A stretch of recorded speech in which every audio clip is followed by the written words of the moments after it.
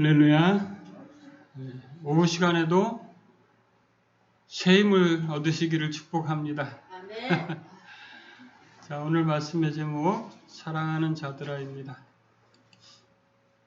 오늘 말씀은 크게 두 부분으로 되어 있습니다. 앞에 9절부터 11절까지는 이제 우리의 삶의 근본적인 방법이라고 할까요? 방향성이라고 할까요?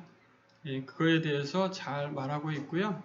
그리고 12절부터는 인생이 살아가는 동안에 당하는 일들에 대해서 어떻게 대하는가. 우리가 어떤 12절은 이렇게 시작합니다. 사랑하는 자들아 너희를 연단하려고 라는 말에서 연단이라는 과정을 어떻게 우리가 대해야 하고 그리고 그것이 어떤 길인 것인지를 묵상하려고 합니다. 자, 9절부터 11절까지 있는 말씀은요. 우리들의 삶의 자세 또는 방향성 같은 겁니다. 근데 9절과 10절은 이렇게 말합니다. 서로 대접하기를 원망 없이 하고 우리 인생인 사람들은 그렇죠. 살아가는 사람들의 삶을 보면 기브 앤 테이크죠. 내가 하나를 줬으면 하나를 받아야 된다고 생각합니다. 네, 그런데 오늘 본문은 뭐라고 하냐면 그냥 대접해요. 근데 그 대접하는 것으로서 어떻게 하라는 거냐면 그것을 어떤 재료로 삼지 말라는 겁니다.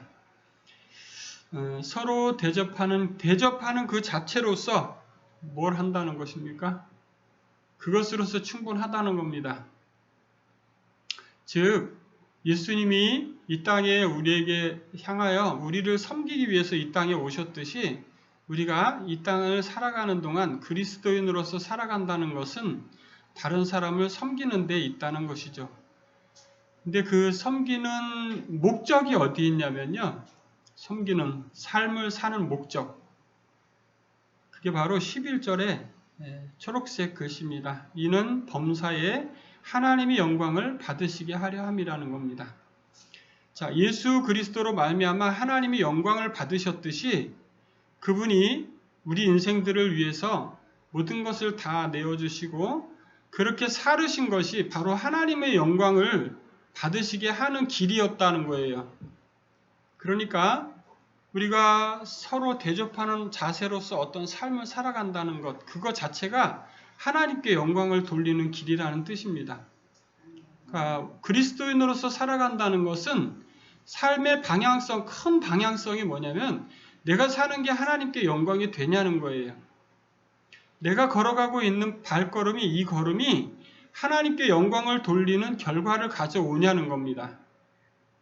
여러분들은 어떤 자세로 지금까지 신앙생활을 하셨는지 모르지만요. 이게 성경이 말하는 가장 기본적인 틀이에요. 하나님이 나에게 무엇을 베풀어 주신 것에 대해서 생각하려고 하는 게 아니라 하나님이 이미 많은 것을 우리에게 베풀어 놓으셨고 그것을 사실을 믿고 받아들이는 걸로 끝이에요. 그렇게 받은 것을 나누는 게 우리가 할 일인 겁니다. 그러니까 먼저 뭘 알아야 되겠어요? 하나님이 나에게 어떤 것들을 베풀어 주셨는지를 먼저 이해하고 인식하는 게 필요한 거예요. 그렇게 하기 위해서 뭐가 필요합니까? 말씀 듣는 게 필요하고 내가 성경 보는 게 필요하고 하나님이 어떤 일들을 하셨는지 살펴보려고 하는 게 필요한 거예요. 하나님이 왜 나한테는 돈을 안 주셔? 이렇게 하는 게 아니라 하나님이 나에게 무엇을 베풀어 주셨는지, 하나님이 나의 환경 속에 어떤 것을 배치해 놓으셨는지, 그런 것들을 통해서 내가 하나님께 어떻게 영광을 돌릴 수 있는지가 우리의 관심사가 되어야 되는 거예요. 낮 시간에도 말씀을 드렸지만 인생은 자존심 싸움에 항상 무너집니다. 그리고 우리들의 어떤 삶의 방향성이요, 나를 중심으로 움직입니다. 모든 사람이 다 그렇습니다. 그러나 적어도 그리스도인으로서의 우리는 그런 모습에서 어느 정도 탈피한 그런 모습을 가지고 있어야 되는 거예요. 하나님께 영광을 돌리는 결과를 가져올까를 묵상하고 살아가는 게 가장 중요한 삶의 가치가 되어야 되는 거라는 얘기예요. 여러분들은 어떠십니까? 하나님께 영광을 돌릴 수 있는 길은 다양하다고 생각합니다. 그렇지만 선에 속하는 것이 하나님께 영광을 돌리는 길인 것만은 확실해요. 그 선한 것들 중에 한 가지 방법을 제시한 것이 바로 서로 대접한다라는 용어를 말씀하고 있는 거예요.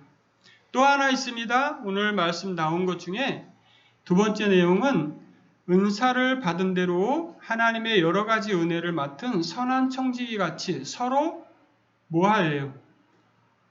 뭐하라고 써 있습니까? 봉사하라. 네, 봉사하라고 써 있습니다. 우리 한국 교회가요, 10년 전, 20년 전, 30년 전 이렇게 하나씩 10년 단위로 이렇게 거꾸로 올라가서 살펴보면요, 시대가 점점 지나면 지날수록 어떤 것들이 없어지고 있냐면 자원하여 봉사하는 것이 없어지고 있어요.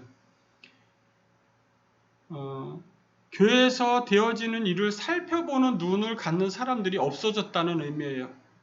그것은 무슨 걸 뜻하냐면 교회를 돌보는 성도들이 그만큼 없어졌다는 뜻이에요. 그거는 심각한 겁니다. 어때야 되냐면 교회를 돌보는 눈을 가지고 있어야 돼요. 마음을 가지고 있어야 돼요. 그런 행동을 가지고 있어야 돼요. 교회의 일꾼들을 왜 세웁니까? 교회의 직분자들을 왜 세웁니까? 교회를 살펴보도록 하기에 목적이죠. 성도들의 삶을 살펴보도록 하는 게 목적입니다. 네, 그렇습니다. 그런데 현대인들은 어떤 가치관으로 흘러가고 있냐면 저 사람한테 내가 싫은 소리 하는 게 싫습니다. 저 사람이 바른 길을 가도록 독려하는 것에 대해서 두려워합니다. 그리고 바른 길을 갈 수 있도록 안내하는 것에 대해서 바른 지식을 가지고 있지 못해요. 그래서 굉장히 주저합니다. 또 교회에서 여러분들 어떻습니까? 교회에서 저희 교회는 그런 거 없지만 주차 안내하거나 뭐 이런 거 하잖아요. 다른 교회들 주차 안내를 하거나 식당 봉사를 하거나 그냥 거의 교회에서 하는 일의 대명사 같은 거잖아요. 30년 전에는 교회에서 음식을 사 먹는 일이 전혀 없었습니다. 다 교회에서 성도들이 조를 짜서 나눠서 다 했어요. 근데 지금은 조를 짜서 하는 교회가 거의 없습니다. 조를 짜서 그 설거지하고 이런 거 하는 것조차도 아무도 하려고 하지 않습니다. 이런 시대를 우리가 살고 있어요. 자, 누구나 할 수 있는 일들조차도 아무도 하려고 하지 않는다는 거예요. 여러분, 이게 그리스도인으로서 마땅한 길이라고 여겨지시지는 전혀 않을 텐데도 불구하고 왜 그게 나여야 되냐는 거죠. 네, 현대인들이 가장 큰 결정적으로 믿음 없음을 나타내는 방법이에요. 하나님을 사랑하는 것을 할 수 있는 것을 자기 스스로 제한하는 거죠. 왜 저 사람도 안 하는데 난 왜 해야 되나? 뭐 이런 거죠. 예, 여러분들은 어떻게 생각하십니까? 예, 되게 안타깝지만 현대 교회는 거의 그렇게 흘러가고 있습니다. 그래서 앞에서 함부로 시키지 못합니다. 함부로 당신 이거 좀 해주시오 이렇게 못하는 거예요. 예, 그렇게 못하는 목사님들이 잘못이라고 여기십니까, 여러분? 네. 그렇군요. 자, 여러분, 그래요. 앞에서 열심히 말합니다. 이제 앞에서 이끄는 사람들이 있어요. 교회 장로님들도 계시고, 앞에 권사님들도 계시고, 목사님도 계시고, 여러 사람들이 앞에서 이끌어 갑니다. 근데 그 일하는 사람들은 누가 일을 해요? 네, 집사님들이 하시죠. 거의 집사님들이 일하시고, 네, 그렇게 일하십니다. 근데 보면은 자원에서 하는 분들은 참 찾기 힘든 시대를 살고 있다는 건 아셔야 돼요. 그래서 우리 같은 노예 목사님, 어떤 목사님 그러시더라고요. 청소하는 게 힘드시면 제가 하겠습니다. 이렇게 하셨다는 거예요. 목사님이. 그러니까 집사님들이 그거 힘들어 하시니까 청소하는 거 힘들어 하시면 제가 하겠습니다. 이렇게 얘기를 했대요. 그랬더니 그 다음 주부터 아무도 안 오더랍니다. 그러니까 그 목사님이 얼마나 그 마음이 아프셨으면 그렇게까지 얘기를 했을까요? 그러면 어떤 마음을 가져야 됩니까? 아, 우리가 목사님이 좀 불편하게 해드렸나 보다. 이렇게 생각을 해야 되는 거라고 저는 생각하거든요. 그러면 이제 다음 주부터는 집사님들끼리 적당히 이렇게 나눠서 이번 주는 집사님이 하셔, 내가 다음 주에 할게. 이렇게 교회 성도들이 그 정도의 대화도 안 된다면 참 심각한 거라고 저는 생각을 해요.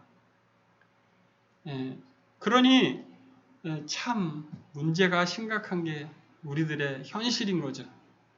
우리 교회는 별로 아니냐. 우리 교회도 크게 다르지 않습니다. 우리도 사실 뭔가부터 더 많은 것을 하기를 힘들어 합니다. 마땅히 해야 될 일, 어떤 일들도 그냥, 이건 좀 다음에, 이렇게 그러고 있습니다. 사실 엄청나게 도전받는 말씀이에요. 오늘 본문은. 하나님께 영광을 돌린다라는 것은 엄청난 가치관이에요. 그렇지 않습니까, 여러분? 이 땅을 살아가는 동안에 우리들은 다 나의 삶 하루하루 살아가는데 급급합니다. 근데 성경은 하루하루 살아가는 거에 급급하게 살아가라고 되어 있지 않아요. 모든 것을 하나님께 맡기고 담대하게 걸어가라 이렇게 되어 있습니다. 여러분, 근데요, 우리는 늘 마음속이 힘듭니다. 왜 힘드냐면 그게 바로 믿음이 없다는 증거예요. 믿음이 연약하다는 증거입니다. 자, 오늘 큰 첫 번째 주제가 바로 9절부터 11절까지에 나오는 영원토록 영광 받으시기에 마땅한 그 하나님을 향해서 우리의 삶의 자세는 예수님이 우리 인생들에게 그 모든 것을 내려주셨던 것처럼 우리 이웃들을 향해서 또 교회를 향해서 우리가 할 수 있는 그것을 최선을 다해서 찾아서 할 수 있는 그것이 바로 하나님께 영광 돌리는 길임을 믿어야 할 줄로 압니다. 때로는 그것이 고단할지라도 때로는 그것이 이건 내가 왜 해야 돼? 라고 생각하는 순간이 온다 할지라도 그 모든 것의 결국은 하나님께 영광되는 그 길을 선택하는 게 정말로 참된 지혜인 줄을 믿습니다. 자, 두 번째 큰 내용 그렇습니다. 그래서 그렇게 하는 사람들은 어떤 말을 들을 수밖에 없냐면 사랑하는 자들아라는 말을 들을 수밖에 없어요. 자기가 자원하여 교회의 어떤 일들을 살펴보거나 자기가 자원하여 이웃을 돌보거나 자기가 자원하여서 어떤 것들을 행하는 그 사람을 향해서는 그 사람의 삶이 하나님께 영광을 돌리고 있기 때문에 하나님이 그 사람을 향해서 내가 너 사랑한다 이렇게 말하지 않으실 수 없는 거예요. 그렇게 말한다고 베드로 사도는 적고 있는 겁니다. 사랑하는 자들아, 근데 그런 사람들에게는 반드시 어떤 게 따라온다라고 되어 있냐? 바로 연단이라고 적고 있어요. 자, 연단이라는 것은 무엇을 위해서 필요한 것일까요? 연단이라는 것은 우리가 낮 시간에도 그 하나님의 섭리 가운데 있었던 어떤 것들을 묵상했었죠. 그런 것처럼 연단이라는 것은 하나님이 우리의 믿음을 키우고 우리의 우리를 사랑하시는 하나님의 그 특성들을 좀 더 이해하기 쉽게 더 하나님께 가까이 가도록 이런 다양한 조건들이 있었지 않습니까? 그런 것들을 이루기 위한 하나의 방법이라고 여겨집니다. 그래서 어떤 사람은 그들의 목숨을 내려놓기도 합니다. 성경을 깊이 자세하게 묵상하다 보면요, 첫 번째 부활에 참여하는 자들이 나옵니다. 근데 첫 번째 부활에 참여하는 자들은 바로 이 순교자들이라고 적고 있습니다. 여러분, 첫 번째 부활에 참여하는 그 은혜가 정말로 우리 가운데 있기를 소망합니다. 근데요, 그거는 소망한다는 이 말이 엄청나게 무서운 말인 거예요. 왜? 무엇을 각오하고 있는 거니까요? 죽기를 각오하는 말이니까요. 그래서 하나도 안 쉬운 거예요. 그렇지만 오늘 본문엔 그거를 뭐라고 적었냐면 불시험이라고 적었어요. 불 속에 들어가 있는데 그게 하나도 안 힘들면 정상이 아니죠. 그러니까 얼마나 힘들면 그거를 불시험이라고 표현을 했겠습니까? 연단이라는 것은 하나도 안 쉽다는 뜻이에요. 완전 어렵다는 뜻입니다. 그것을 다른 말로 그리스도의 고난에 참여하는 것이라고 적고 있고요. 그리스도의 고난이 어떤 것이었는지 우리는 다 들었습니다. 그리스도의 고난은 어떤 것이었죠? 네, 하나님이시면서 인간의 육체를 입으셨도록 낮아지신 것부터 시작해서 그가 이 땅에서 당한 모든 수모와 치욕, 그것들을 다 포함하고 또 그가 십자가를 지고 그 길을 걸으셨고 십자가에 달려 죽으셨고 그냥 죽으신 게 아니라 온갖 수모를 다 당하고 죽으셨죠. 그의 뭡니까? 가시관 쓰면서 흘리셨던 피, 채찍에 맞으면서 흘리셨던 그 보혈이 우리가 다 들은 내용이에요. 이게 그리스도의 고난에 들어있는 말입니다. 그리고 그가 죽으시고 무덤에 내리시고 가시기까지 그 모든 것이 그의 고난인 거예요. 근데 우리는 그 어느 것도 하나 닮아있지 않은 우리의 삶 가운데 살아가면서도 행복함을 잘 못 느껴요. 이게 인생의 미련함인 겁니다. 얼마나 행복하다고 생각해야 되는 우리의 상황인지 몰라요. 근데 우리는 하나도 내 삶은 왜 이래? 이렇게 생각합니다. 그게 뭐냐면 하나님 적이지 않은 생각이에요. 하나님께 속하지 않은 생각이라는 거예요. 하나님께 속하지 않은 생각은 어디로부터 온 겁니까? 마귀로부터 온 겁니다. 그래서 단호하게 버려야 하는 생각인 거예요.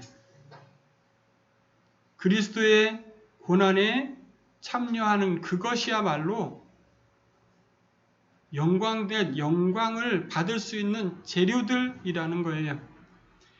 연단, 다가오는 연단, 우리에게 지금 다가여 그 길을 걷고 있는 상황입니까? 그렇다면 기뻐하시기 바랍니다. 그것은 바로 우리를 즐거워하고 기뻐하게 하려는 하나님의 축복의 통로인 것을 믿으셔야 하는 거예요. 많은 사람들이 고난 뒤에 오는 축복을 말합니다. 그것은 성경이 이렇게 말하고 있기 때문이에요. 그리스도인이 당하는 고난은 애매히 당하는 고난이 없어요. 우리에게는 우연히 일어난 것 같고 우리에게는 이것이 왜 이런 일이 나에게 있어? 라고 생각하지만 그 뒤에 반드시 하나님이 준비하신 게 있습니다. 할렐루야. 우리가 바로 그것을 믿는 거예요. 오늘 본문에 사도 베드로는 뭐라고 적고 있습니까? 14절 그리스도의 이름으로 치욕을 당하면 복이 있는 자로다. 이렇게 적고 있습니다. 자, 복이 있는 자로다. 근데 왜 복이 있다고 하냐면 하나님의 영이 너희 위에 계시기 때문이다. 세상에 속한 사람들로부터 비난을 받고 조롱을 받고 고난을 당하고 그렇게 하는 것들은 우리가 누구에게 속하였음을 증명하는 거라는 말이냐면 그리스도께 속하였다는 걸 증명하는 거라는 거예요. 우리가 예수님 믿는 것 때문에 당하는 어떤 고난들, 그것은 반드시 하나님이 우리에게 상을 내리실 거예요. 그렇기 때문에 복이 있는 겁니다. 오늘 말하는 이 연단, 불시험, 그 모든 것들이 다 똑같은 내용입니다. 자, 15절, 16절은 이렇게 말합니다. 너희 중에 누구든지 살인이나 도둑질이나 악행이나 남의 일을 간섭하는 자로 고난을 받지 말려니와 그리스도인으로 고난을 받으면 부끄러워하지 말고 도리어 그 이름으로 하나님께 영광을 돌리라. 이렇게 말하고 있어요. 사랑하는 성도 여러분, 연단은요, 불시험은요, 우리의 축복의 통로인 걸 믿으시기를 간절히 기도합니다. 그리고요, 마지막 문장은 이렇게 되어 있습니다. 17절부터 19절까지인데요. 그렇게 불 같은 시험을 당할 때 어떤 자세로 살아야 되는지를 설명하고 있습니다. 하나님의 집에서 심판을 시작할 때가 되었나니 만일 우리에게 먼저 하면 하나님의 복음을 순종하지 아니하는 자들의 그 마지막은 어떠하며 또 의인이 겨우 구원을 받으면 경건하지 아니한 자와 죄인은 어디에 서리오. 이 말은 무슨 뜻입니까? 예수님 믿는 사람들 중에서 심판을 시작하는데 그들 중에서도 겨우겨우 구원을 얻는다면 나머지 사람들은 구원 얻을 가능성이 0%라는 겁니다. 19절은 이렇게 말합니다. 그러므로 하나님의 뜻대로 고난을 받는 자들은 선을 행하는 가운데 그 영혼을 미쁘신 창조주께 의탁할지어다. 할렐루야. 이게 우리의 환난의 날을, 고난의 날을 넘는 방법이어야 합니다. 뭐가요? 우리의 영혼을 창조주께 부탁하는 거예요. 오직 그분만 의지해서 나의 모든 것을 그분 앞에 맡기는 거예요. 할렐루야. 선을 행하는 가운데 그 영혼을 미쁘신 창조주께 의탁할지어다. 사랑하는 성도 여러분, 하나님을 의지하지 않고 고난의 날을 승리로 이겨낼 수 있는 사람은 없습니다. 모두 하나님을 떠나게 되어 있습니다. 고난의 날에 그분께 의지할 때만 거기에서만 승리할 수 있는 그 길이 거기에서만 나와요. 오직 하나님만 우리를 승리자로 만드실 수 있습니다. 그러므로 우리의 모든 선을 행하는 가운데 그 영혼을 정말로 미쁘신 사랑이 무한하신 창조주께 정말로 의지하고 맡기고 살아갈 수 있는 저와 여러분들 되기를 진심으로 축복합니다. 인생은 고난의 날의 연속입니다. 고난의 연속인 그 시간들을 이길 수 있는 방법은 그분 안에 사는 방법밖에 없어요. 오직 그분만이 우리의 모든 인생의 문제들의 해답이 되십니다. 그리고 인생의 결국은 무엇이 거기에 있는지 그분만 의지하고 따라간 그 길 끝에 그분이 계실 겁니다. 그리고 거기가 우리가 원하는 나라가 될 줄로 믿습니다. 그렇게 살아간 사람만이 영원토록 그분과 함께 살 수 있을 줄로 믿습니다. 기도합니다. 거룩하신 아버지, 은혜와 사랑을 감사합니다. 고난받는 그 날에 우리가 우리의 영혼을 주님께 온전히 맡겨드리기를 원합니다. 또 주님께서 말씀하신 대로 우리가 정말 선을 행하는 가운데 살아갈 수 있기를 소망합니다. 믿음을 끝까지 지킬 수 있도록 하나님 우리를 붙들어 주시옵소서. 예수님의 이름으로 간절히 기도합니다. 아멘.